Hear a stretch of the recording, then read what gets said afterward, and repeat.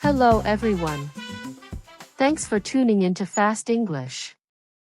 We're glad to have you with us. I'm Charlotte, and in this episode, we'll hear a conversation about a very classic and ever-relevant controversial topic. Is money the secret to happiness? So stay with us and share your ideas with everyone. By listening to our podcasts, you'll be able to easily improve your listening and speaking skills. Before we dive into this episode, I want to remind you that your thoughts and opinions are invaluable for us. So please drop a comment and let us know your opinion. Let me remind you that, by leaving your comments, you can improve your writing skills. We read all the comments, and if you make any grammar mistakes, we'll correct them for you. Now let's get started. And listen to the debate about whether or not money can buy happiness. Alright, Liam. Let's get straight into it.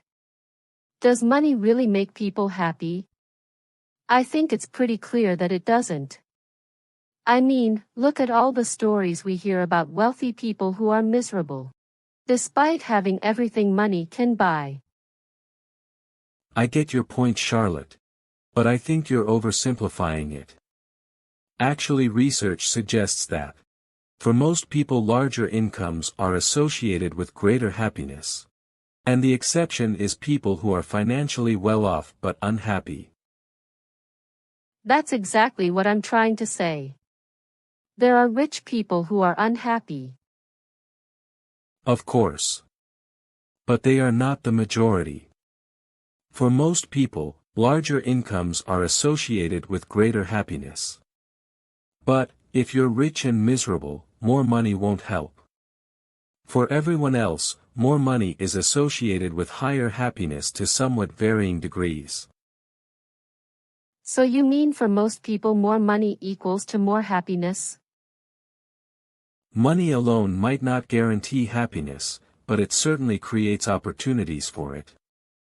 When you're not stressing about bills, you have more freedom to pursue what actually makes you happy. But doesn't that just prove my point? You're saying money buys freedom, not happiness. The things that truly make us happy, relationships, purpose, health, aren't things you can just purchase with a fat bank account. But how can you be happy if you're constantly stressed about financial security? Try telling someone who can't afford their next meal or medical treatment that money doesn't matter. They won't believe you. For them, financial stability is a huge part of happiness. It's naive to say money isn't linked to happiness at all. But then you get into the trap of always wanting more. People start thinking, if I just had a little more money, then I'd be happy. And this way they never feel happy, because it never ends. There's always a bigger house, a nicer car, a more luxurious vacation. It's like chasing a moving target and never reach it. True, but that's more about human nature and less about money itself. It's not money's fault if people misuse it, or keep moving the goalposts. Money is a tool, and how we use it determines whether it contributes to happiness or not. And let's not ignore the fact that money can buy experiences, travel, learning opportunities, time with loved ones. That can contribute to lasting happiness. Sure, money can buy experiences, but those experiences are still temporary. The real question is, what do they leave behind? Are they just fleeting moments, or do they actually contribute to long-term well-being? Besides, we all know people who live moderately and are perfectly happy. Because they focus on what really matters: community, personal growth, and meaningful work. But you're romanticizing poverty a bit, aren't you? Yes, some people find happiness without much money, but that doesn't mean poverty is a recipe for happiness. You can be miserable without money too. The idea that wealth and happiness are two totally opposite things is false. You can't just have one. In contrast, you can have both, and in many cases, one can enhance the other.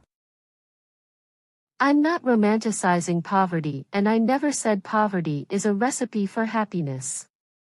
Of course it isn't. I'm just saying that beyond a certain point, more money doesn't equal more happiness. Studies have shown that once you have enough to meet your basic needs, the correlation between income and happiness weakens significantly. But those same studies also show that financial stress is a huge source of unhappiness. So yes.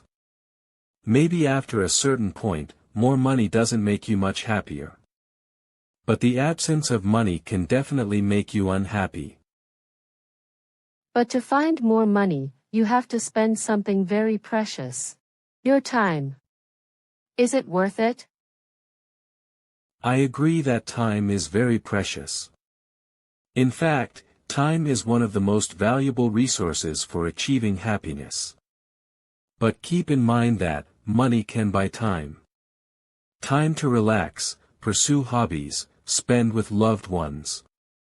Those are priceless, and money can help buy them. But why are the happiest countries often not the richest? It's about social connections, a sense of purpose, and work-life balance. I think money isn't the source of happiness. But it's a powerful tool that can enhance it, if used wisely. Denying that seems unrealistic to me. I totally agree with this. I think we came to a satisfying conclusion. Money isn't the source of happiness. But it's a great tool that can increase our happiness if it is used carefully and logically. But our listeners might think differently. So, dear listeners, what's your attitude on this issue? Do you think money can buy happiness, and life satisfaction continues to improve the wealthier you are? Or you agree with the idea that more money does not affect the level of day-to-day joy? We'd love to hear your thoughts. Yes, drop a comment and let us know. And don't forget to listen to this podcast more than once, to improve your listening and speaking skills, as well as your vocabulary and sentence structure. Thanks for tuning in, and we'll catch you in the next episode of Fast English. So long.